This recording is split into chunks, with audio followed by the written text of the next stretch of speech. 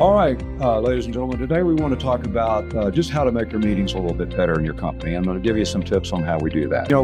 First, before I start, there's a gentleman out there by the name of Patrick Lencioni. He's really a business guru, and one of the things he's got some great books on how to do great meetings. One is a little fable book called Death by Meeting. You need to read that. The other one, he's got a book out where he kind of consolidates a lot of this stuff. He calls it The Advantage. Both books have a lot of good tips about meetings. Now, one of the things that Patrick Lencioni in these books talks about is a way to have a really crummy meeting. It kind of starts off with that. A typical staff meeting in a company, you get together every week, everybody rolls into the meeting, some come in 10 minutes late, you finally get started, just kind of go around, everybody's just talking about things and no real structure, and an hour and a half later, everybody gets up, walks out, and they just feel like, that was a waste of 90 minutes of my life. Everybody's looking at their watch. This is just brutal to go through a meeting like that. What Patrick Lencioni says is the way to have a great weekly tactical staff meeting is make sure you use the first part of that meeting to really understand what is important this week. What do we need to tackle this week? What are the things we need to get out of the way so we can have a great day and a great week this week? And once you've established that, then spend the bulk of that meeting working on those things that are really important this week. When you do that, and you can really,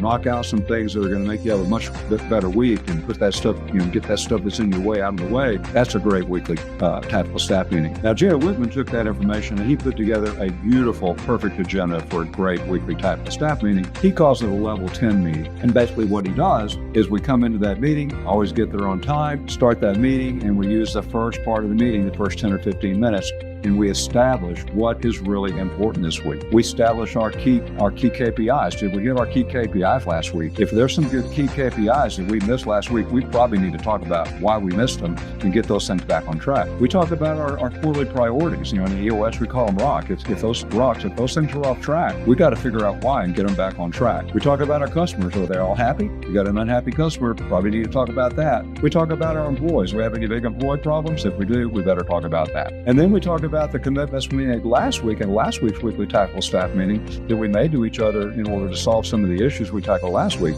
Did those commitments get done? We call those to-dos. If they did, fantastic. If they don't, let's drop them down, get them on that issues list so we can get all the important stuff there. Once we've statused all that stuff, and we call it, Patrick Lencioni calls it the lightning round, no discussion, just go through status it. If we did good, keep moving. If we didn't, we get it on that issues list.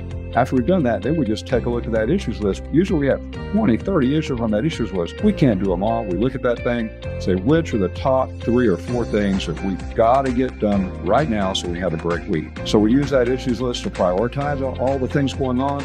We pick the top most important 2 or 3 or 4, and we go one by one and we tackle those using the technique we call IDS. I stands for identify, D stands for discuss, and S stands for solve. In that meeting I talked about earlier, that one that wasn't so good, what we generally do is we just discuss issues. We just talk about, last time it happened 3 months ago, dog ate my homework.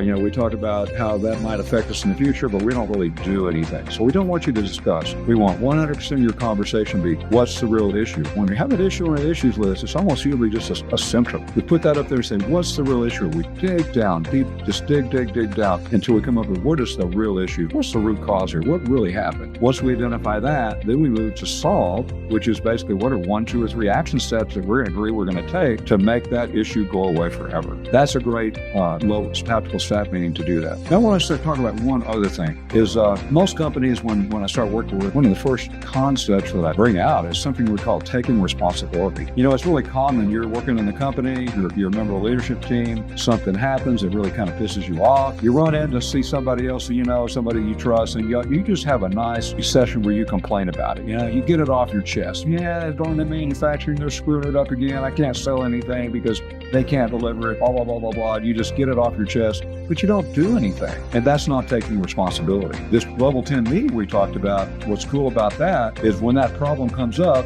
don't go and bitch and moan to somebody about it. Go take it into the level 10 meeting, put it on the issues list, and then IDS it and come up with the action steps that are going to make that issue go away forever. That's how you take responsibility, is you don't just talk about it, you do something about it. Now, one other thing that we always say when you're going to have an ad hoc meeting, not necessarily a weekly tactical staff meeting, we always, before we call those people together and we quote, waste everybody's time, that if you don't do it right, you could do that. We say we want to come up with a couple of things. First, let's be real clear. Why are we calling those people together? What is this meeting for? We call those objectives. What are we trying to accomplish? What are we going to accomplish with this precious hour of time that we're going to ask everybody to devote to this meeting? So you really need to have some clear written objectives about what you want to accomplish. Next thing we want you to do is think about how are you going to accomplish that. We call that the agenda. What are the steps in the meeting that you're going to take so you can work people through the process, get those objectives met. So we want you to be thinking of that. Before you have an ad hoc meeting, establish your objectives, establish your agenda, send that out before the meeting.